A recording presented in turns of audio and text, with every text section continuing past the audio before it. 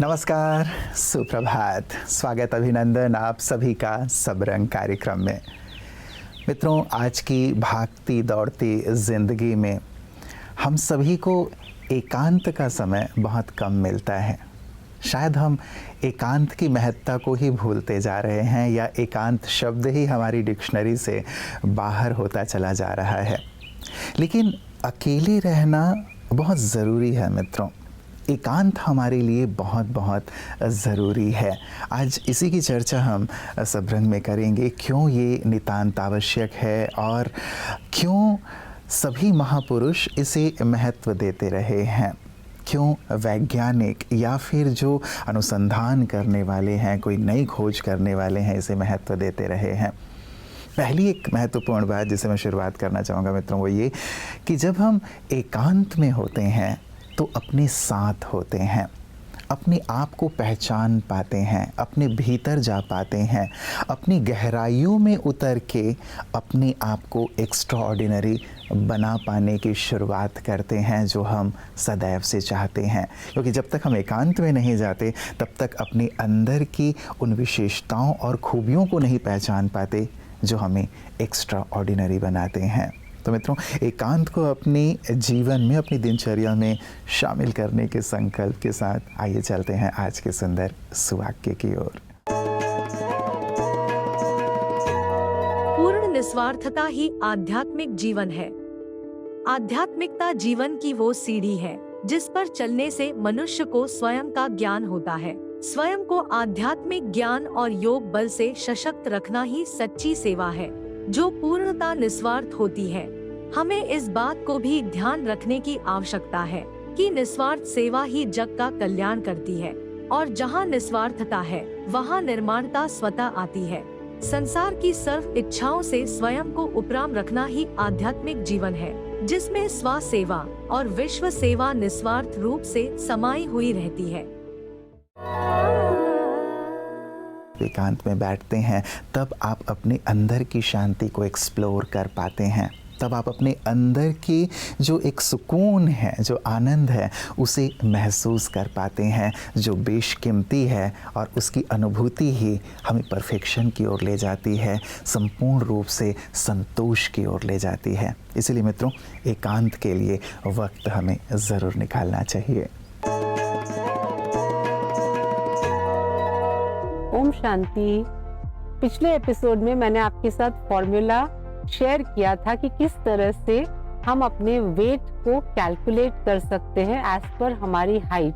तो बहनों की हाइट, यानी कि जो लेडीज हैं, विमेन हैं, उनकी हाइट के हिसाब से हम अपना वेट कैसे कैलकुलेट करें।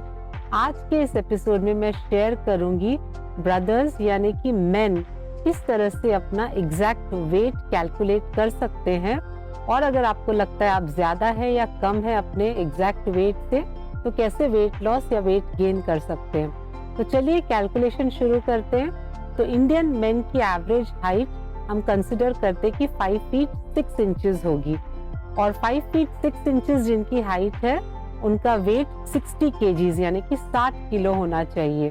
तो जरूरी नहीं है कि हर कोई 5 फीट 6 इंच का रहेगा। तो समझिए कि अगर आपकी हाइट 5 फीट 8 इंचेस की है, यानी कि आप एवरेज से 2 इंच ज्यादा है आपकी हाइट, तो हर एक इंच पे हम 2.5 किलो ऐड करते हैं। मतलब कि 2 इंच ज्यादा है तो 2.5 प्लस 2.5 यानी कि 5 किलो हमें एक्स्ट्रा ऐड करना है। तो 60 प्लस 5 यानी कि 65।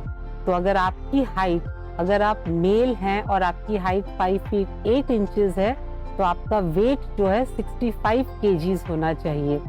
तो अगर ये 65 में अगर 2-3 किलो ज्यादा है या कम है तो ठीक है, लेकिन अगर बहुत ज्यादा है 10-12 किलो, मतलब आपको वेट लॉस के बारे में सोचना बहुत जरूरी है। तो इस तरह से आप अपने हाइट के हिसाब से अपने वेट को कैलकुलेट कीजिए। उसके बाद आप देखिए कि आपको कितना वेट कम करना है, क्योंकि हमें आदत पड़ गई, हम दूसरों की देखा देखी बस ये सोच के चलने लगते कि मुझे तो भाई 10 किलो कम करना है, 15 किलो कम करना है। तो एक प्रॉपर हमारे सामने हमें पता होना चाहिए, एक गोल होना चाहिए कि हमें कितना वेट लॉस करना है। तो उस वेट लॉस जर्नी में ये जो कैलकुलेशन है हमारे अपने वेट का हाइट के हिसाब से ये करना बहुत ज़रूरी है। तो ज़रूर कैलकुलेट कीजिएगा और कमेंट सेक्शन में अपना कमेंट भी डालिएगा। Thank you. ओम शांति। जब हम बाहर रहते हैं, लोगों के साथ रहते हैं, भीड़ में रहते हैं, तो उसके प्रभाव में रहते हैं, उन बातों के साथ रहते हैं। लेकिन जब अकेले होते हैं तब हम अपने अंदर जाकर अपने जीवन के ध्येय, अपने सपनों के बारे में गहराई से सोच पाते हैं और ये देख पाते हैं कि मेरे जो प्रयास हैं वो क्या उसी दिशा में है जो मेरा स्वप्न है, या मैं कहीं और भटक रहा हूँ। अपने आप को सही राह में लाने के लिए या फिर स्वयं को फोकस्ड करने के लिए एकांत हमारे लिए वरदान साबित होता है। ओम शांति। हम विशेष इंटरनेशनल योगा डे के संबंध से आज आपको मुलाकात कर रहे हैं। ये तो बहुत ही सुंदर बात है कि योग शब्द विश्व व्यापक हो गया है और एक तो है अपना हठ योग, जिससे अपने स्वास्थ्य को हम बहुत सुंदर बना कर रख सकते। इससे तो बहुत ही सभी को फायदा भी होता है और उसका प्रचार भी विदेश में भी ज़्यादा ही है। और फिर दूसरा है राजयोग, जिससे कि तन मन दोनों को बहुत बहुत प्राप्ति होती है। और इसमें हम जब राजयोग शब्द कहते हैं तो जो ऊंचे ते ऊंचा भगवान है उन्हों के साथ अनादि अविनाशी संबंध जो है उसको हम फिर से संबंध जोड़ रहे हैं।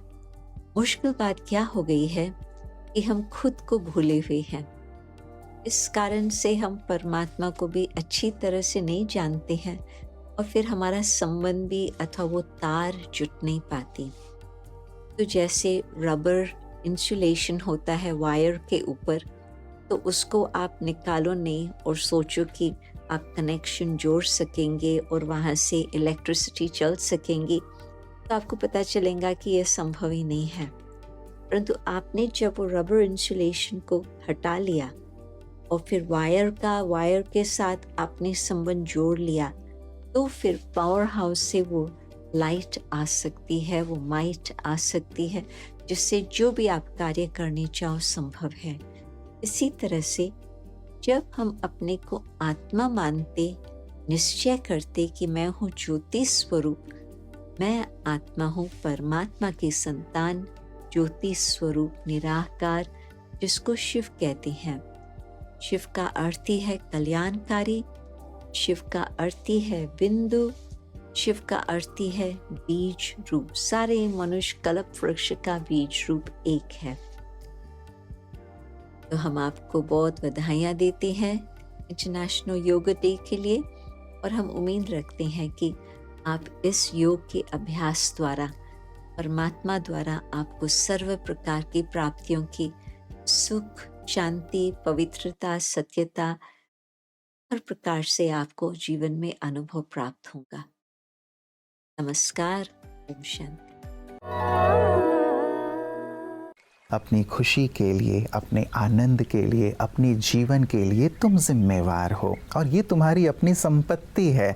इसे तुम किसी और को कतई ना दो। ये महसूसता, ये एहसास बहुत बहुत ज़रूरी है और एकांत अकेले में हम ये एहसास कर पाते हैं। सोचें ये एहसास अपने आप में कितना ज़रूरी है।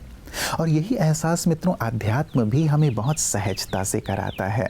और ऐसी एक आध्यात्मिक विभूति थी आदरणीय राजयोगिनी शीला दीदी जी, जिन्होंने उत्तर पूर्व में ब्रह्मा कुमारीज़ की सेवाओं को बहुत सुंदर विस्तार प्रदान किया। आज उनका स्मृति दिवस है। आइए महकती यादों में उनकी सुंदर यादों से हम भी प्रेरित हों।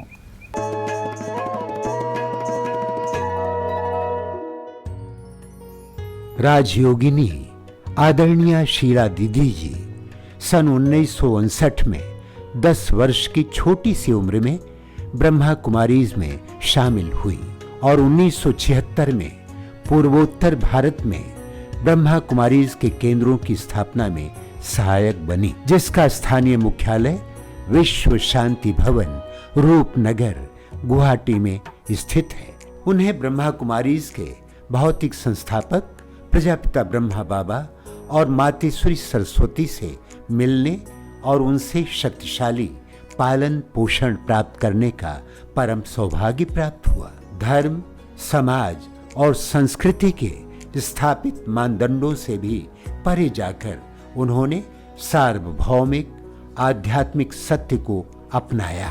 ईश्वर के साथ अपने रिश्ते में अदम्य साहस, अपूर्व ईमानदारी, अपार सत्यनिष्ठा और संपूर्ण पवित्रता के साथ बीके शीला दीदी जी ने प्रत्येक मनुष्य की अद्वितीय क्षमता को प्रकट करने का एक प्रेरक दृष्टिकोण विकसित किया। आपने अपने दृष्टिकोण को वास्तविकता में बदलने के उद्देश्य से 1976 से अब तक पूर्वोत्तर भारत में पहुंचकर अनेकों सेवाएं की और वर्ष 2024 से लेकर अब तक असंख्य आध्यात्मिक मील के पत्थर हासिल किए।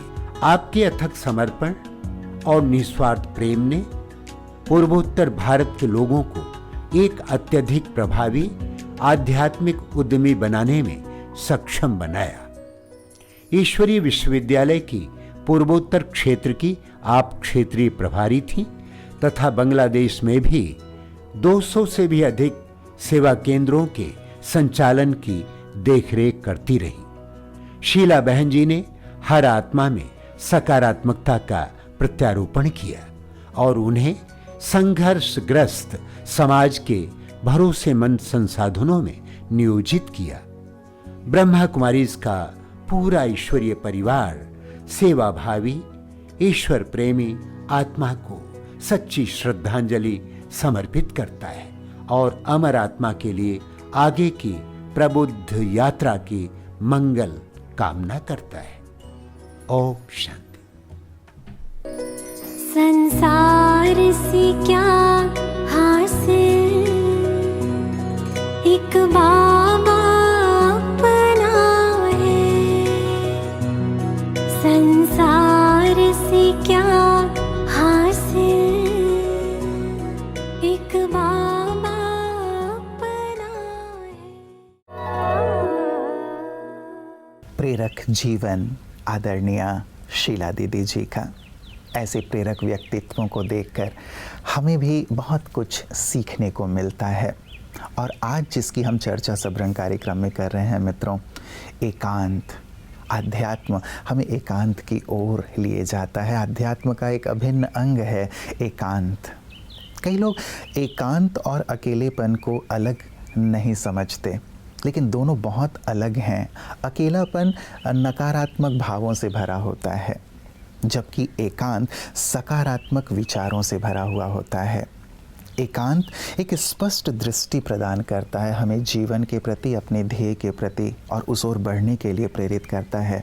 जबकि अकेलापन वो स्थिति है जिसमें व्यक्ति अपनी पुरानी आदतों या पुरानी बातों, दुखदाई परिस्थितियों से घेर कर अपने आप को डिप्रेशन की ओर लिए जाता है। तो हम तो यही कहेंगे कि अकेलापन नहीं, लेकिन एकांत को अपनाएं, जो वरदान है जीवन के लिए और जो सचमुच आपको एक्स्ट्रा ऑर्डिनरी बना देता है, आपको भीड़ में अलग एक ऐसे व्यक्तित्व के रूप में उभारता है जिसकी ओर सारा संसार देखता है और जिसके पीछे सारा संसार चलना चाहता है। तो मित्रों, आज के सबरंग से मैं यही आप सबसे निवेदन करना चाहूँगा कि एकांत को अपने जीवन में अवश्य शामिल करें, क्योंकि ये जादुई प्रभाव डालता है हमारे जीवन में। इस पर ज़रूर विचार कीजिएगा। कल पुनः इस पर आपसे मुलाकात होगी। नमस्कार। ओम शांति।